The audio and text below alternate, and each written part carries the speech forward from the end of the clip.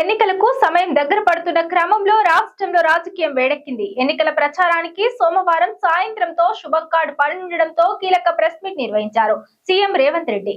ఈ క్రమంలో బీఆర్ఎస్ పార్టీపై ఘాటైన వ్యాఖ్యలు చేశారు సీఎం రేవంత్. బీఆర్ఎస్ పార్టీని యాసిడ్ పోసి కడగాలి, రాష్ట్రంలో దరిద్రానికి కారణం బీఆర్ఎస్ అని అన్నారు. బీఆర్ఎస్ కు ఓటు అడిగే అర్హత లేదని అన్నారు సీఎం రేవంత్. తాము అధికారంలోకి రాగానే మొదటి తారీఖున జీతాలిచ్చామని, బీఆర్ఎస్ పాలనలో ఏనాడు 1వ తారీఖున జీతాలు ఇవ్వలేదని అన్నారు. 10 ఏళ్లు అధికారంలో ఉన్నది బీఆర్ఎస్ కాదా? మున్సిపాలిటీలో సమస్యలకు కారణం బీఆర్ఎస్ కాదా అని ప్రశ్నించారు సీఎం రేవంత్. 10 ఏళ్ల అవినీతి పాలనతోనే మున్సిపాలిటీలో సమస్యలు వచ్చాయని, 20 కోట్ల రూపాయల నిధులిస్తే పేదలకు ఏం చేశారని ప్రశ్నించారు. వరదలొచ్చి పట్టణాలు కొట్టుకుపోతే బీఆర్ఎస్ నాయకులు కనీసం పరామర్శించారా అని ప్రశ్నించారు సీఎం రేవంత్. కేసీఆర్ గెలిచి ప్రతిపక్ష నాయకుడయ్యాడని ఏనాడైనా అసెంబ్లీకి వచ్చాడా? ప్రతిపక్ష నేతగా ఎన్నికై 24 నెలలు అవుతుందని ఒక్కరోజైనా సభకు వచ్చాడా అని ప్రశ్నించారు సీఎం రేవంత్.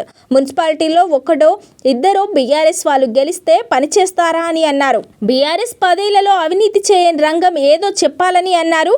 భార్య భర్తలు ఫోన్ మాట్లాడుకుంటే దొంగచాటుగా విన్నారని, వ్యాపారస్తులను బెదిరించి 100 ఎకరాలు రాయించుకున్నారని అన్నారు సీఎం రేవంత్. ఇప్పుడు మళ్ళీ మాకు ఓటేయండి అని బీఆర్ఎస్ అడుగుతుంది. అసలు అంటే ఏ మాత్రం కూడా మొహమాటం కానీ, అసలు సమాజం ఏమనుకుంటుంది మనం ఇంత బరితెగించి మాట్లాడడం వల్ల?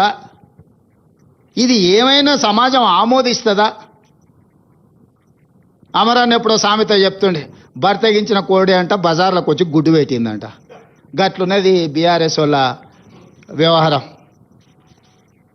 ఇద్దరు హరీష్ రావు గారు, కేటీఆర్ గారు ప్రతి మున్సిపాలిటీ తిరిగి మాకు ఓటేయండి అని అడిగితే బరితెగించిన కోడి బజార్లోకి వచ్చి గాడిద గుడ్డు పెట్టినట్టు ఉంది. వీళ్ళు అడిగే విధానం, వీళ్ళు చెప్పే మాటలు.